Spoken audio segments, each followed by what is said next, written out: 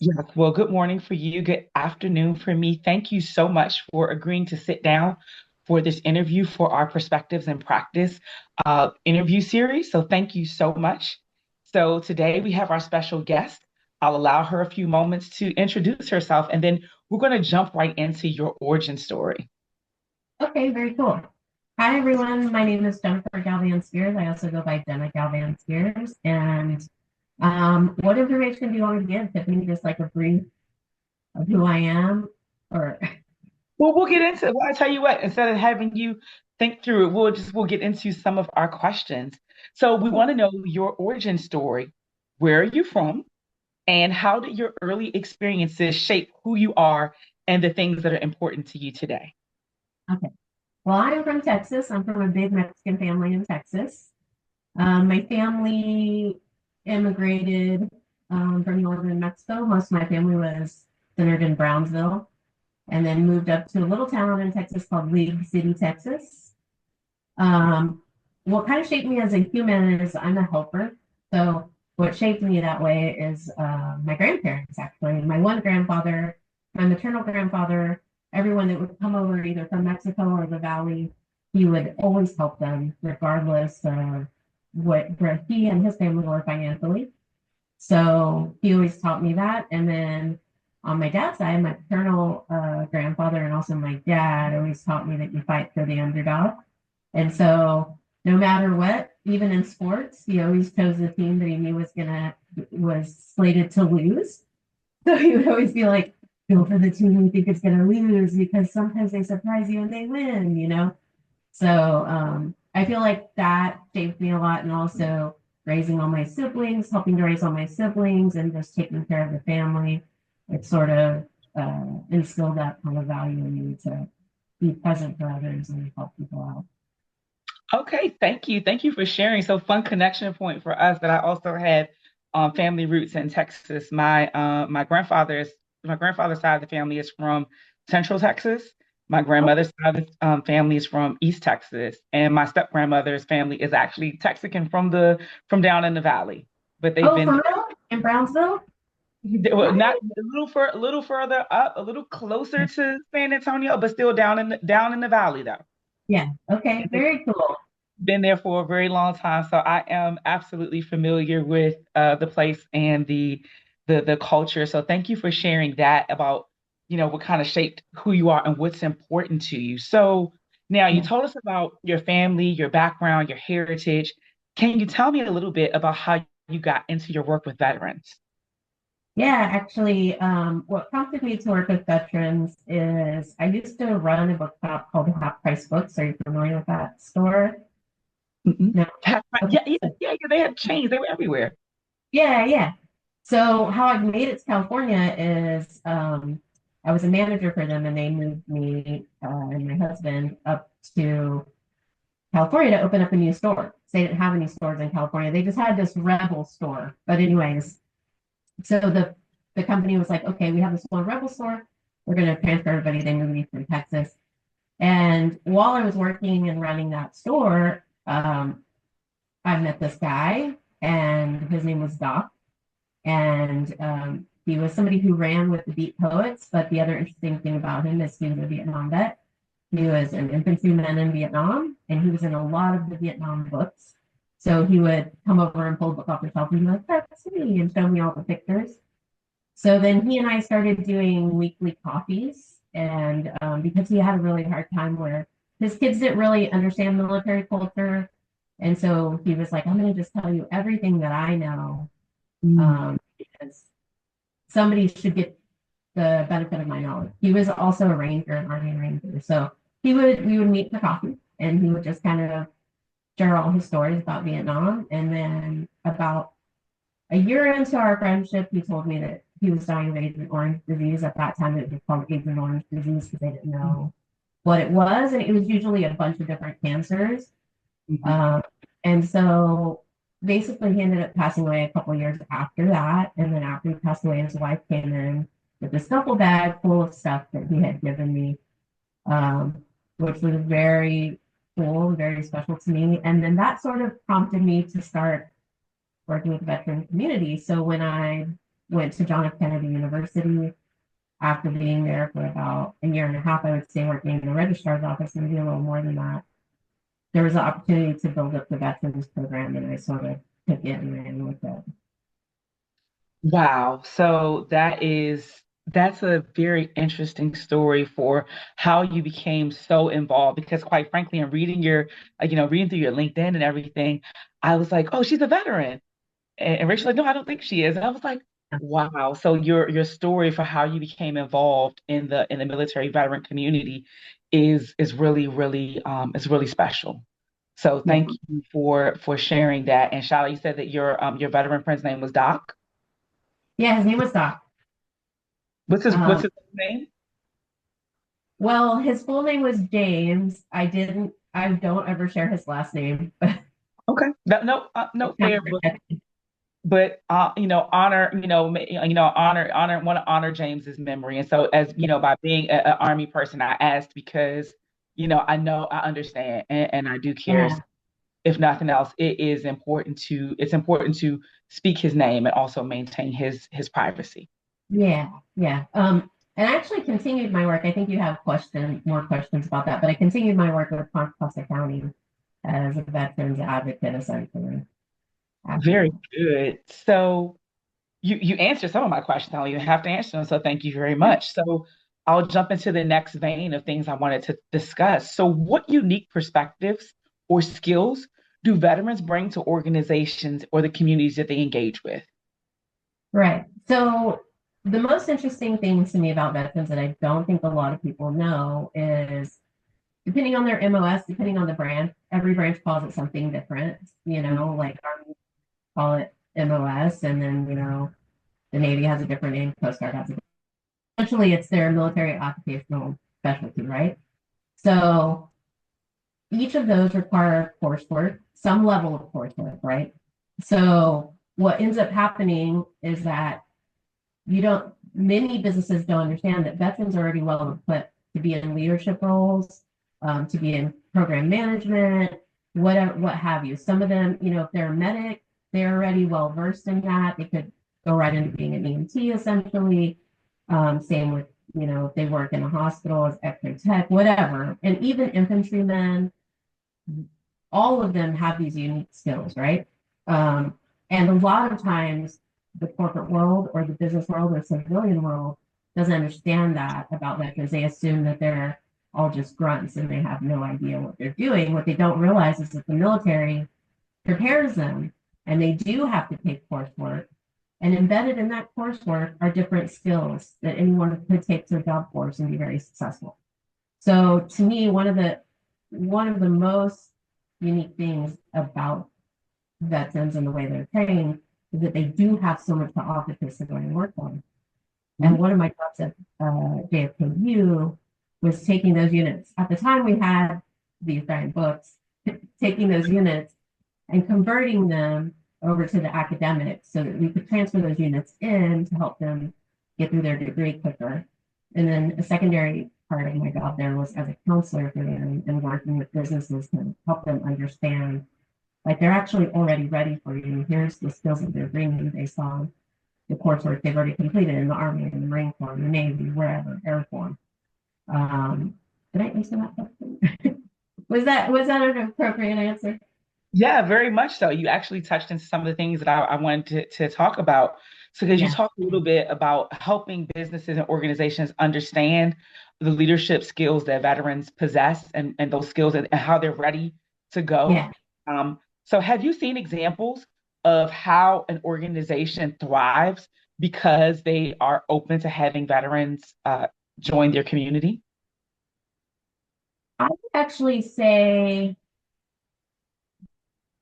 what is the best example? I'm going to go with the obvious example, but it is actually a really good example, which is first responders. And that's kind of the obvious one, but it's, I'll take a good friend of mine who was in the Marine Corps. He was drill instructor. He was a rifleman for 3 years, did back-to-back combat tours.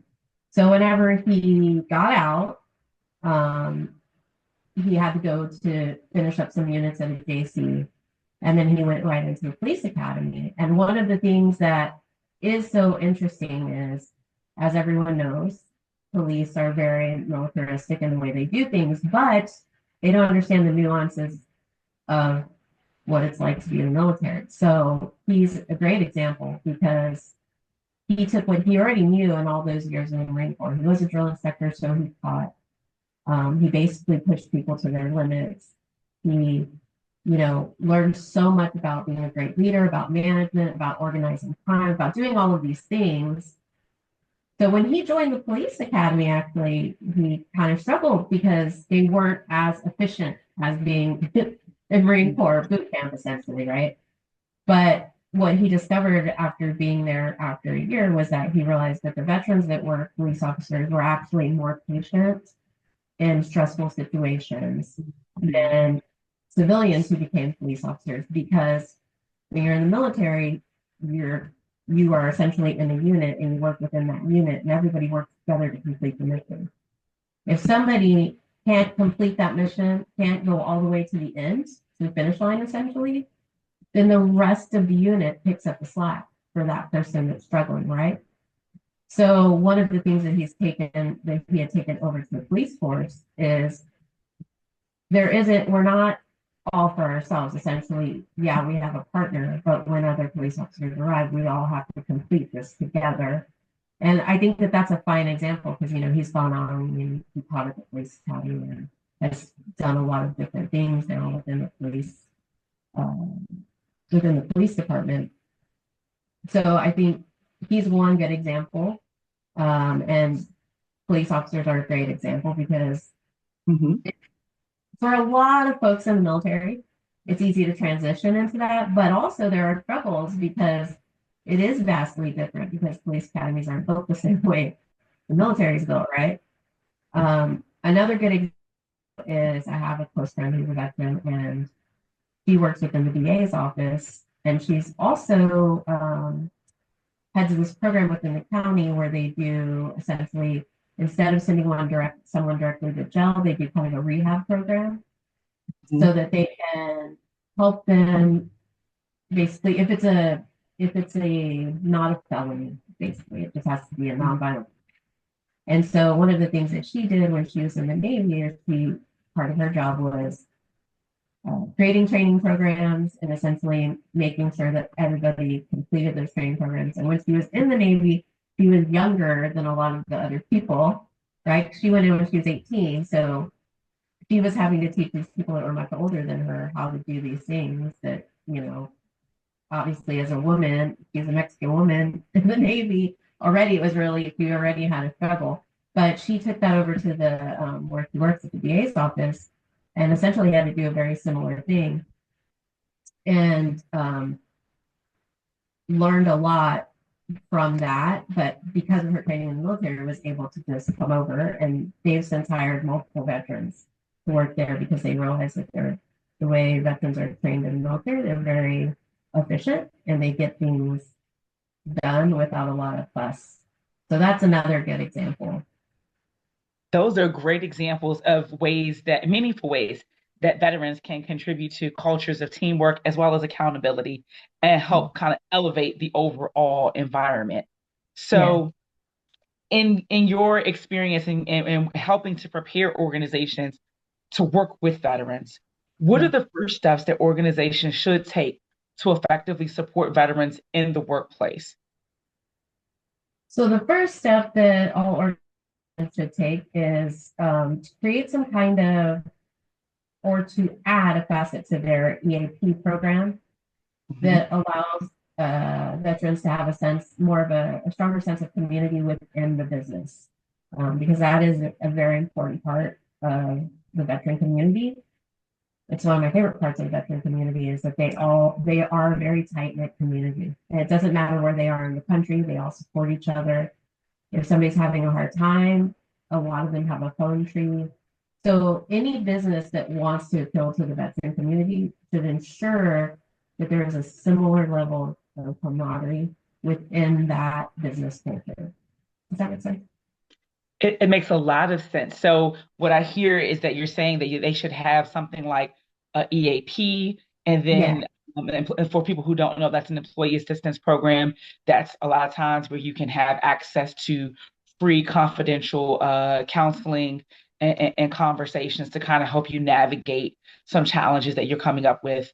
Another thing that I heard you suggest was having solid communities. So Yes. maybe if they don't already have it, maybe creating like a veterans council or some other ways for the veterans, one, to connect with each other and then to connect with the organization at large. Yeah, exactly. Okay. Are there any other programs or things that you would recommend? Or maybe some type of training, possibly?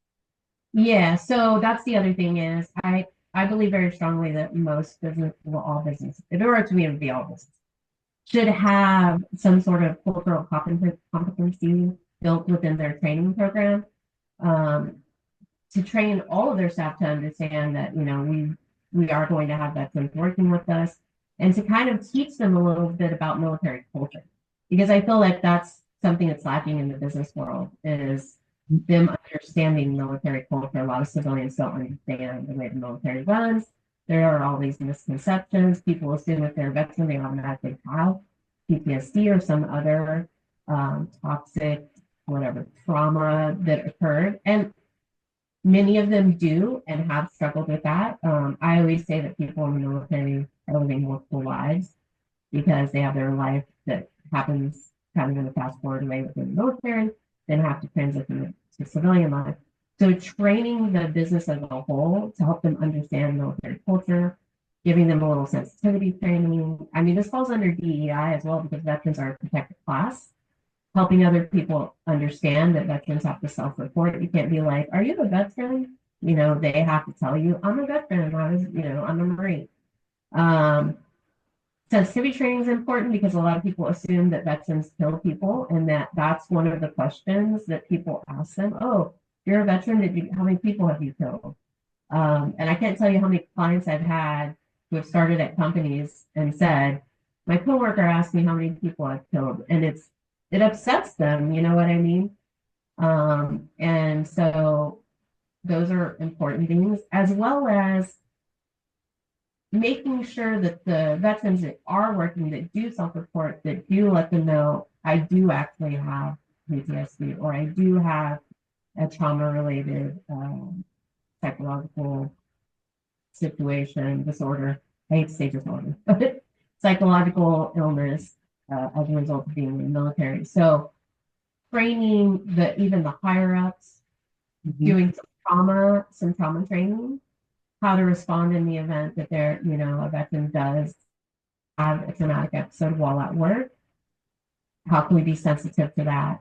So it really does come down to a different part of DEI, right? Because that's super important in that regard with veterans as well. Very much so. And you gave a lot of rich information there and almost an action plan for an organization that wanted to do better by their veteran community that they have already, A, and then B, actually expand that hiring. So you mentioned your organization. Can you tell me a little bit about your organization, the name, and what it is that you do? Are we talking about my consulting and advocacy organization? Yes. I've got my hands in so many things right now. Yeah, so during COVID, right after COVID, I started my own advocacy and consulting, and the whole purpose of it is called Galvin-Speers Consulting and Advocacy. And the whole purpose behind it was to actually, originally, my original idea was to continue to help veterans. I still had a lot of clients after I left the county, and veterans are very strong on the word of mouth recommendation. So what ended up happening is I left the county and ended up having clients literally all over the country because you help one veteran, they tell somebody else, that person calls you, you help them, they tell somebody else, another person calls you, and before you know it, you have all of these all of these clients that need assistance and need some level of advocacy, either with the VA, with their normal, civilian clinics, whatever. So the whole idea behind it originally was to help those veterans who needed that higher level of advocacy. And didn't want to pay, an arm and a leg, or didn't have the capacity to pay. They really just needed some help filing VA claims, doing medical assessments, all of that. What ended up happening is for a little while I got abused by a mental health clinician, and she brought me in to be her federal liaison and to help her. She was an examiner, CMP examiner for the VA, so I assisted on that level. I did some trainings for her, some public health trainings, some trauma trainings, put together some of those things. But that only lasted for about a year. But during that time, my business was kind of on a hiatus because I was primarily just working with her. So now I'm getting it restarted and we're fully going back into it again. And the difference is my goal is to make sure that we do put together some training and development, not just for businesses, but also for clinicians, mental health clinicians, uh, medical clinicians, and eventually I would like to get to medical schools and provide them to ensure that their doctors are trained with how to work with veterans who have had any level of military exposure, be it a toxic exposure, traumatic exposure, whatever, because what people don't realize is not only is there not enough training for mental health clinicians with regard to working with veterans, there's also practically none with civilian doctors. A lot of civilian doctors have no idea how to treat veterans. And one of the things I have always done for my clients or tried to was provide them a medical assessment and a sheet from the VA public health side that showed, okay, I was exposed to airborne particles, Mhm. uh, airborne hazards. And as a result of that, I have a higher likelihood of getting this list of diseases because medical clinicians are completely unaware of that. And Yes. so I have them put it in their medical file so that way, if they get any level of symptomology, they present anyway, then that doctor can refer back to that and say, oh, look, there's a chance you could have amyloidosis. Let's run the test for that and check it out. So yeah, so my goal, I have kind of a big goal, and I hope I need it, is to get some trainings put together for businesses, medical practices, mental health practices, to better be able to serve the veteran community, but also for the businesses, and so that they can hire veterans. Because I don't know that a lot of businesses know this, but the federal government will give them tax breaks, and not only that, an allowance per veteran that they hire. So Mhm. businesses should want to recruit veterans, because they're going to get some money out of it in the end, right? It's a So benefit. yeah, it's a big benefit in more ways than one. Wow, that you just gave a lot of really rich information. And because of my own background, a lot of that really touched me, especially the part about the medical advocacy. I think that a Mhm. lot of people don't, a lot of organizations or even veterans don't know about that. And civilian medical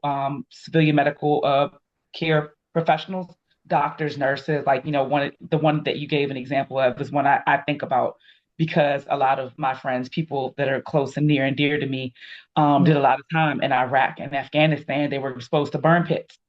And so, yeah, because of the burn pits, you have guys in their 40s that are susceptible to pneumonia in a way that a man twice their age would be.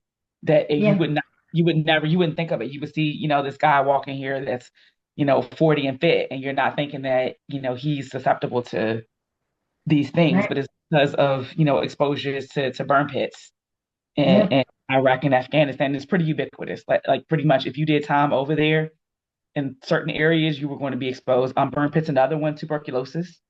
yeah.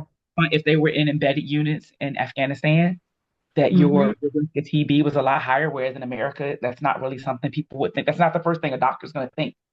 Nope. Um, when you walk in, but if they know your history and your background, and they know that you were in certain provinces in Afghanistan, then that might have been an exposure that you had. So thank you so much for your service to the veteran community. And I love the idea of the advocacy. I also love the idea of training and working with organizations. And who knows, maybe down the line, that's something that Break the Norm can partner with because we're used to writing curriculum and teaching Yeah, people things and helping to amplify those voices. So you talked Yeah. about some of the ways that organizations should interact with veterans Mhm. with PTSD. What is how can an organization or workplace create an environment to reduce that stigma and offer meaningful support for veterans who are suffering from PTSD? So reducing the stigma is a huge thing, and that comes back to training on cultural competency and understanding what is PTSD. That's a huge thing. So a lot of people have no idea what PTSD is. They Mhm. don't understand that there is a it's physiological and psychological. PTSD is a multifaceted beast, right? So I think if an organization understands the way PTSD works and they train their team, like not everyone with PTSD is going to go get a gun and shoot up a place. You know what I mean? And there is that assumption. People are like, oh my God, you have PTSD, you're going to freak out. And that's actually not what's going to happen. So I think having a well trained team to understand what PTSD is, and that's going to take a little extra from companies, right? They're going to have to put in the extra work for them. The other thing is understanding military culture, because if you understand military culture and you are bringing somebody in who was in the military for a very long time or even for a short period of time, um, then you can kind of present your company in a way and work with, create a more supportive environment for them if you understand what they've already been through, what they've already been doing. Um, with PTSD, a lot of it is ensuring that they have a level of comfort, ensuring that they have a purpose that they're focused on, providing them with goals and letting them know, hey, you have these goals and yes, you need to complete them, but at the same point, you feel that you're struggling, if you need a minute, go outside, making folks that are struggling, veterans that are struggling with PTSD, creating an environment in which they do feel that they can take a break. And open communication is huge as well. So I think creating a supportive environment with regard to communication, letting them know that they do have these outlets, there are these programs that exist for them, and then training the rest of the team to understand what PTSD isn't and what PTSD is, and additionally training them on military culture. Training a company on military culture is huge if you're going to be working with veterans or you want to recruit veterans, because even the veterans that left the military with bad taste in their mouth, they still have that psychological training that happened while they were in. And so they will still process information the same way and still conduct themselves in that way. Even if they, like I said, left with bad taste in their mouth, the training already exists. It's already built in, basically. It's So based. yeah, yeah. So if a company understands that and does those cultural competencies, creates that supportive environment, lets them know they have an outlet, they need it. I think they'll be really successful with anyone that's struggling with PTSD, not just veterans, because that's the other stigma that exists. People assume, oh, only veterans can get PTSD, which isn't the case. So, I mean, I think it would behoove any organization to train their team on what is a trauma response, what happens when somebody is in the middle of a trauma response, how do we handle it, what are the good conflict resolution techniques to de-escalate. Yeah, that's all awesome. And I'm also assuming ways that because now if they're working in a company or organization, that this is part of their post-civilian life. Earlier in the interview, I mean their post-military life, their civilian life. Earlier in the interview, you said that a lot of people don't understand that veterans essentially live more than one life, where they live Okay. their military life and then they live their civilian life. And so now if they're in organizations in different communities, they have separated from their military life, but the military lifestyle and mindset does Yeah, not just go away. that's correct. Yeah. And so you spend your efforts trying to help organizations understand how veterans work and function. And on by the converse is that you spend a lot of time working with veterans to help them become comfortable and learn how to advocate for themselves inside of these organizations. So it Yes. sounds like your work kind of comes together and marries, Yeah. marries up from both ends. So that is really, really awesome. So we're going to wrap up this portion of our interview, but I do have one question for you where you talked about like some of the training that you do for organizations and understanding military culture. Can you give me one key point that you would want to drive home to organizations looking to work with veterans or expand their veteran presence? What's one key thing you would want them to do? Um, the most important thing is to do that. The one key thing that they could do is um, have that cultural competency training already built in Mhm. and let the veteran community know that in some way. So in other words, we want veterans to come work with us. This is how much we want that veteran to come work with us. Here's what we're doing for our team. We're training them on military culture. And I think that is so important because that's the start of building a community, which is what veterans need to thrive in any organization. That is awesome. So thank you so much for taking the time. And we're going to wrap up this portion of the interview. So thank you very much for sharing your experience and thank you for your advocacy and your service to those who served.